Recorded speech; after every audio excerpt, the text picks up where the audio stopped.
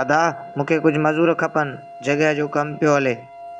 जी सेठ, असां हलंदासीं तव्हां सां मज़ूरी ते। बेशक तव्हां ॿई भले हलो, पर मज़ूरी सिर्फ़ु 300 रुपया मिलंदव, तव्हांजी मर्ज़ी आहे। छा 300 रुपया दिहाड़ी? सेठ 1000 रुपया दिहाड़ी हले थी, 300 ते तव्हां सां केरु हलंदो?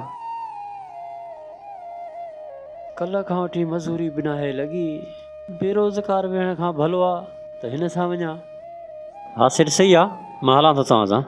हा चाचा, मज़ूरी सिर्फ़ु 300 रुपया मिलंदई, तुंहिंजी मर्ज़ी आहे।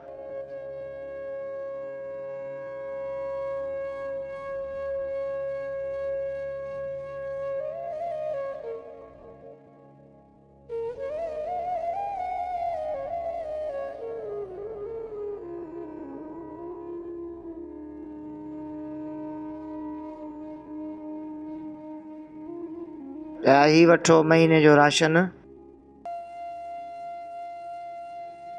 ऐं ही 1000 रुपया तव्हांजी अॼोकी दिहाड़ी।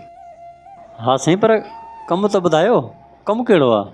न चाचा, कमु त को बि कोन हो, बसि तव्हांखे ही राशन ऐं ही पैसा ॾियणा।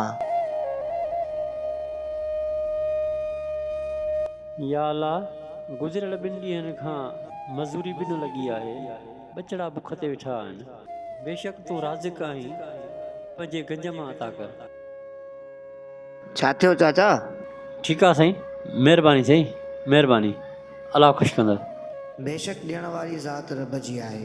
रब तव्हांखे रिज़्क़ उतां अता कंदो आहे जिते तव्हांजी सोच में बि न हूंदो, छो त मालिक जंहिं लाइ चाहे रिज़्क़ जा दरवाज़ा खोले छॾींदो आहे। असांखे घुरिजे त हर हाल में पंहिंजे रब ते भरोसो रखूं, हिलाल कमायूं ऐं जेको कुझु मिले उन ते रब जो शुक्र अदा करियूं।